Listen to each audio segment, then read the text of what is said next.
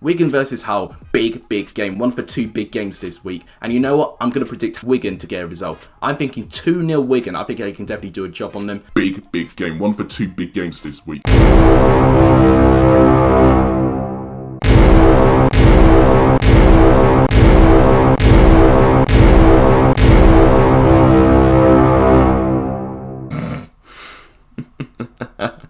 I mean, the championship is just bonkers. Moving on from that mass destruction, welcome guys back to the channel today. It is my championship review on match day 44. As you can see, we clearly have a lot to discuss in today's video. Of course, we have Leeds playing Barnsley tonight. Both teams needing vital 3 points following results elsewhere in this midweek. Some of you had correct score predictions. I'm going to show the correct score predictions in tomorrow's weekly score predictions I do on the Friday. Some comments unfortunately commented after the football game began. In future, make sure you comment your predictions before the game has kicked off so it's fair for everyone. Very quickly, I'd like to thank you guys honestly for the support I got on my last video. I never have had anything like this. 30 subscribers, 35 likes, 47 comments and 1,000 views. I don't even know what I did differently here, but it looks like the YouTube algorithm really got me to help out this week. But thank you guys so much, seriously. We're on 190 subscribers now. I'm going to set you guys a little bit of a target. Could you potentially get 200 subscribers before the season ends? You know, if you subscribe at the rate of what happened last week, you guys can completely smash it. If you do want more content from me, please make sure you do give this video a like. It's tremendously appreciated. But without any further ado, let's move on and talk about these games. It started with West Brom earning a draw against an in-form Fulham side. I think both sides did have chances to claim something, but I was really impressed of how organised and how calm Fulham were. They did have the first big chance of the game when Ivan Cavallero had a header cleared off the line by Hegazi. However, Mitrovic was kept very quiet, only having 3 touches in the opposition box at all. But I think West Brom were set up to keep Mitrovic quiet, so in that circumstance, you have to give West Brom a little bit of credit there. West Brom, for me, had the better chances in the 90 minutes. Dara O'Shea forced a very strong save from Marek Rodak in the first half, and Grady Dingana had the best chance in the game, where he found some rare space in Fulham's box, but he couldn't quite hit the target. It was an extraordinary miss. It was unlucky because it was on his weaker foot, so maybe if he took it on his stronger foot quicker, it probably would have been an easy goal. Matheus Pereira, once again, was absolutely terrific. He really is the glue on how West Brom play, just from his crosses, his set piece delivery and his really clever link-up play as well. It's such a pleasure to watch him. It's not a bad point for West Brom, but if they want to be automatically promoted, they cannot afford to drop any more points from their last 2 games. They've got to beat Huddersfield and to beat Queen's Park Rangers to be in the Premier League for me. Fulham can still technically get automatically promoted, but they would need a lot of results to go their way. Fulham weren't bad for me, but they actually thoroughly deserved a point for how they were set up. Then we saw Middlesbrough pick up their 3rd away win and 4 under Neil Warnock with a 2-1 away victory. This win finds Middlesbrough 1 point from automatic survival. In the opening exchanges, there was little quality from both sides, but it was Reading who did take the lead following a corner. Elise took the corner, it got glanced by Matchday, but captain Liam Moore managed to bundle the ball through the net. That made it 1-0 to Reading. Reading really should have gone 2-0 up from lovely play from John Swift, however his shot crashes against the post. Crucially, Middlesbrough sustained Reading's pressure and they managed to get an equaliser on a stroke of half time, the worst time for Reading to concede. Ashley Fletcher managed to win a beautiful header provided by Patrick Roberts. That made it 1-1. Patrick Roberts is a player for me that really does not get the credit he deserves, and he doesn't get talked about a lot, but for me, when I see him play, he's a really good technical player and can really offer something for Middlesbrough. So good that he even scored the winner of this game, smashing home across from Marvin Johnson. Reading have held a great defence. Fletcher's goal was actually the first goal Reading have conceded in 315 minutes. But however, since Boxing Day, Reading have only had 1 home win. They've had horrendous home form, which they definitely need to fix as soon as they can.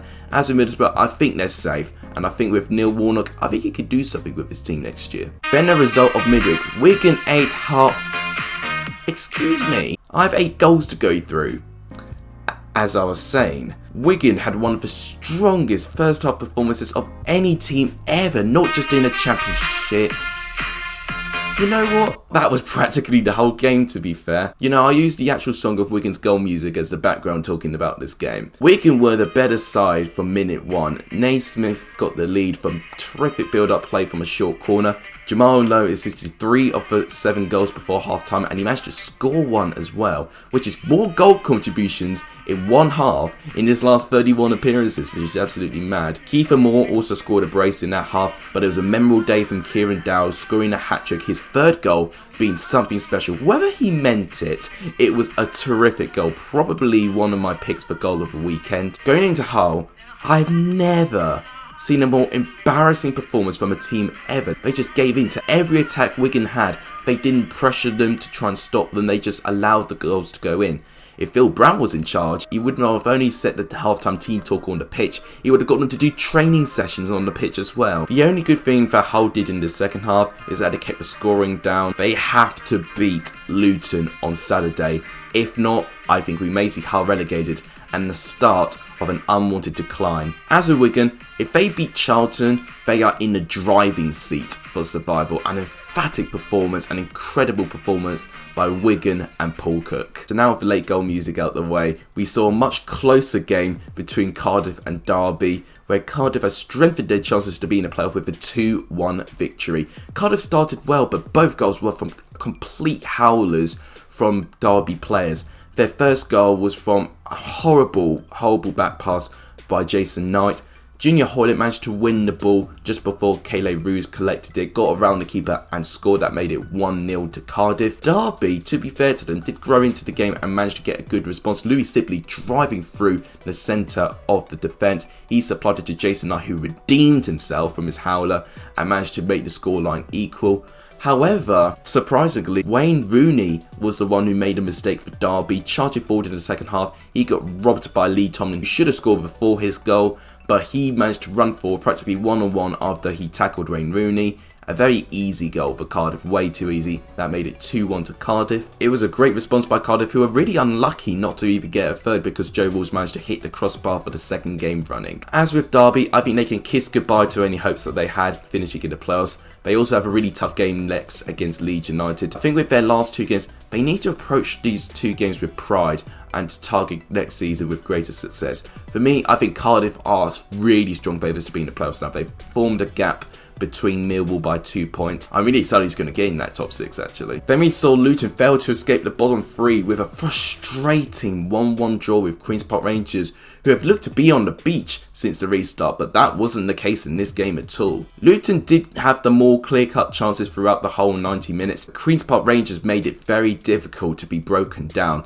Luton managed to get the breakthrough following a penalty banning on James Bree. Was it a penalty? Probably not for me, but I do understand why it was given. James Cons with a lot of pressure on his hand had a lot of composure to score the penalty past Joe Lumley, and that made it 1-0 to Luton. But we've seen it so often this season where Luton have dropped points from winning position, despite having a load of chances and Luton having a goal disallowed by a foul on Joe Lumley.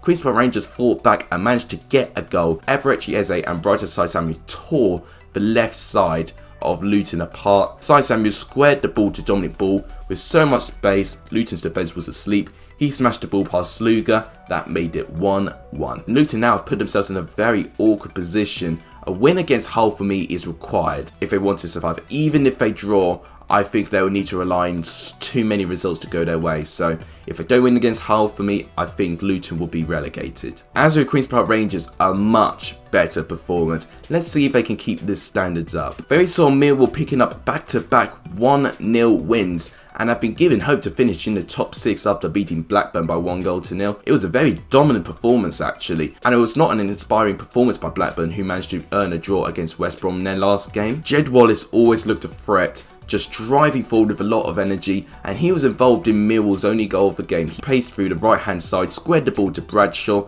where he had his shot blocked, but Mason Bennett in the right place at the right time scored a rebound with his second Millwall goal since joining from Derby. Blackburn's only threat looked to be from Adam Armstrong, and to be fair, Blackburn did improve slightly in the second half, but really did not test Bielkowski at all. It's a good win for Millwall, but they got to hope that Cardiff will drop points. Blackburn's hopes for the playoffs for me have completely disintegrated, and just like Derby, they've got to play the final 2 games with pride. Then we saw the first Yorkshire derby in this midweek, and it ended as a stalemate, 0-0, and a game of 2 halves for me, because Sheffield Wednesday should have taken the lead in the first half, following strikes from Odebajo and Harris, but Jonas Lossell made 2 outstanding saves to keep the scoreline down. Huddersfield needed a response who have not scored in over 6 hours of football. Colin Grant and Tyson Campbell both had clear-cut chances in the second half, but just couldn't quite hit the target. And apart from that, the game was quite flat, honestly. It's a point which really doesn't mean anything for both clubs for me.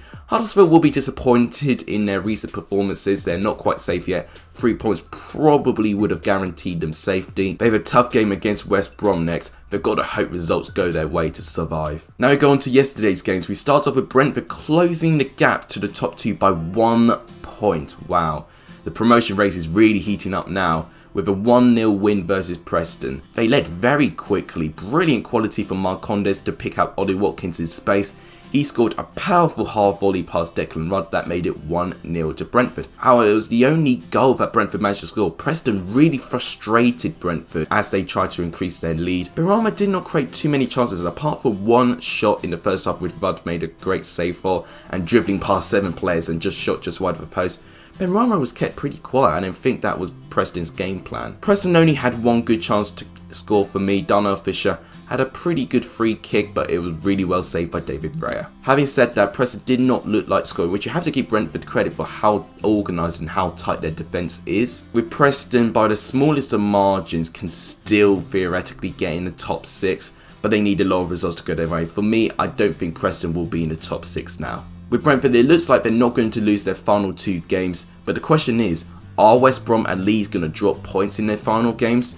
We're going to have to wait and see because Brentford are in incredible form at the moment. Then we saw Bristol City continue to be undefeated under Dean Holder with a 1-1 draw with Stoke. A pretty good game actually, both teams having good chances to control the game.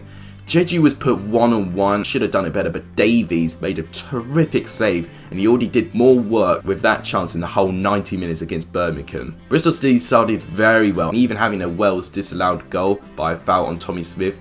Benkovic managed to take the lead for Bristol City seconds before the half-time whistle went. He curled the ball back in the net following a corner, but Stoke had a terrific response though. They definitely wanted something from the game. James McLean hit a wicked ball into the box and Danny Batch scores a terrific diving header, and that is how the game ended 1-1. Danny Batch with 2 goals in 2 games now. He's continuing his fantastic form. Bristol City are 5 points off the playoffs just like Preston. Once again, they're going to need some crazy luck and a lot of results to go their way. They actually play against Preston in the final day.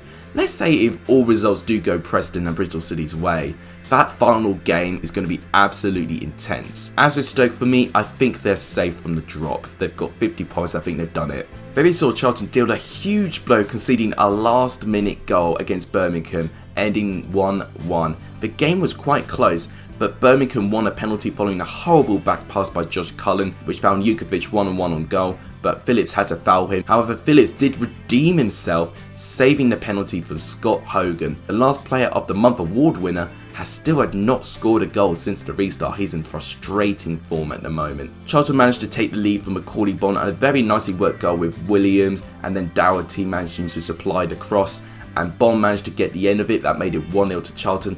And Charlton did have chances to put the game beyond doubt, but they really did not take their chances. And Birmingham, despite sustaining the pressure, they managed to find a way to get an equaliser, and it's a fluky goal to say the least. Harley Dean managed to have a shot which was well saved by Phillips, but Jukovic in the right place at the right time in the 93rd minute got the rebound and got it into the net.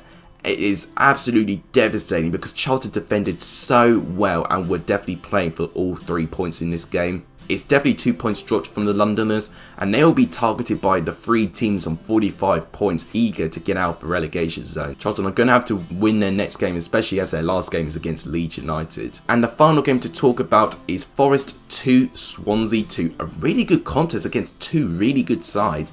Swansea took the lead from Ryan Brewster, scoring an absolute strike in the top left corner in the goal. But Nottingham Forest have Sammy Omiobi to thank. He was on another level compared to all the players in the field, let mind his own and Swansea's players. I don't know what he was taking, but he was definitely having the performance of his life in this game. First goal, Ribeiro gave the ball to Omiobi. He scored a terrific strike past the reach of Mulder, and Forest started gaining control of the game. However, against the script, Swansea managed to win a penalty just before half time.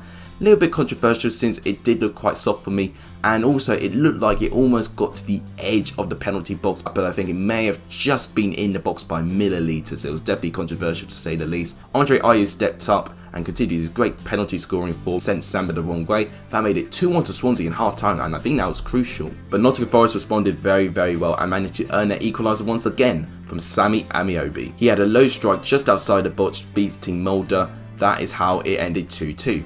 Any opportunity Swansea had to get back into this game was completely eradicated, where Carl Norton got sent off for a really silly challenge on Alex Myton. Swansea survived being on the back foot, going down to 10 and managed to earn a valiant point in this game. Nottingham Forest are within 1 point for confirming their place in the playoffs, but once again they're going to need to be so unlucky and have a load of results go against them. For me, I think Nottingham Forest have secured their place in the top 6 for the first time in 10 years, which is an absolutely unbelievable achievement from Lamucci and Nottingham Forest. As with Swansea, they have 3 points off the playoffs. I say they are in a small pack of teams who could potentially knock Cardiff off their top 6 place. It's going to be really exciting. The promotion, top 6 and the relegation race in the final 2 games, it's going to be tight. But that wraps up my review. Here is the current championship table without the Leeds result. Obviously you see West Brom on 82 points, but Brentford are on 81 points, 1 point behind West Brom. And then you see Cardiff in the top 6 still, but only 2 points ahead of Millwall. I say the top 6 places between Cardiff, Millwall and Swansea. I think one of those 3 teams are going to be in the top 6. Then you look at the rest of the table and you see from Stoke downwards, there's still teams that could still theoretically go down. 9 teams can still go down. But for me, I think the teams in danger are going to be Luton, Barnsley, Hull, Charlton, Huddersfield and still Wigan Athletic, so that makes 6 teams. I think Birmingham, Middlesbrough and Stoke are safe from the drop. My goal of midweek, I think, is going to go to Kieran Dowell's third against Hull City. Whether he meant it, it was a terrific strike, an absolutely terrific goal. My player of the midweek is going to go to Jamal Lowe. When you have 4 goal contributions in one half, it's absolutely incredible. And then the result of the weekend should be a no-brainer. Sheffield Wednesday 0, Huddersfield 0. Yeah, jokes. The result of midweek actually is late goal music 8, Hull City Whimpers 0. But that wraps it up for today's video. If you guys like what you see more content, please make sure you do give this video a like. It's tremendously appreciated. If you can, please subscribe to the channel. It really does help. Let's try and get to 200 subscribers before the season ends. I think you guys can do it. But thank you guys so much for watching. You guys are legendary if you saw the end of this video. And as always, take care.